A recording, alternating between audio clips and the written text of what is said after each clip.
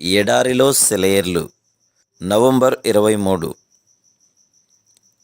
నీ ప్రజలకు నీవు కఠిన కార్యములు చేస్తివి. 60వ కీర్తన 3వ వచనం. కొన్ని విషయాలు కఠినంగా ఉన్నాయి అని కీర్తనకారుడు దేవునితో అన్నందుకు నాకు సంతోషంగా ఉంది. ఇందులో పొరపాటేమీ లేదు. జీవితంలో కఠినమైన విషయాలు ఎన్నో ఉన్నాయి. ఈ మధ్య నాకు ఎవరో అందమైన ఎర్రటి పూల గుత్తి ఇచ్చారు. ఎక్కడివి అని అడిగాను.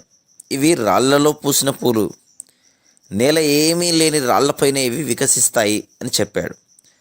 కఠినమైన పరిస్థితుల్లో దేవుని పుష్పాల గురించి ఆలోచించాను.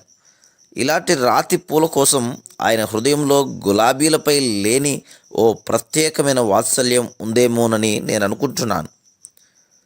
జీవితంలో ఎదురయ్యే పరీక్షలు మనల్ని కట్టడానికే కానీ పడగొట్టడానికి కాదు. కష్టాలు ఒక మనిషి వ్యాపారాన్ని పాడు చేయొచ్చు, కానీ అతని వ్యక్తిత్వాన్ని బాగు చేస్తాయి. బాహ్య పురుషుడికి పాలిట కత్తి దెబ్బ అంతరంగ పురుషుడికి ఆశీర్వాద కారణం కావచ్చు.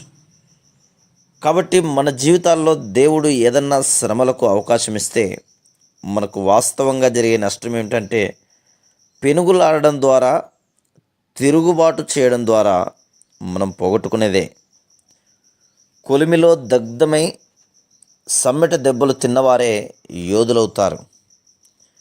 అగ్ని పరీక్ష ద్వారానే వస్తుంది శౌర్యం. రక్తం తడిసిన నేలలోనే పుష్పిస్తుంది పరమాత్మకి ఇష్టమైన పుష్పం. శ్రమల కొండ ప్రాంతాలలో దేవుని సైన్యంలో చేరేందుకు పరాక్రమవంతులు దొరుకుతారు. Praise the lord.